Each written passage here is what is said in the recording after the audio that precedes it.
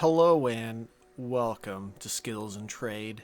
In today's exciting video, we're going to polish this aluminum tray with the Flitz Multi-Purpose Metal Polish Paste. So what we're going to do is take some of this polish and place it on our Scott Blue shop towel.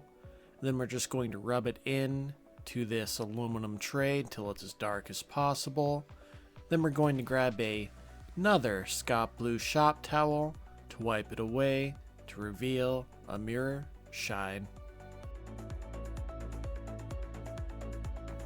Flitz is made in the USA, but built on a German engineered formula that pulls oxidation out of the aluminum without scratching it.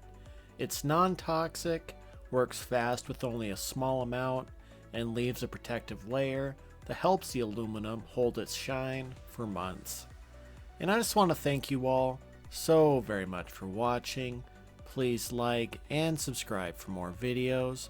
Please leave a comment down in the comment box and have a wonderful day.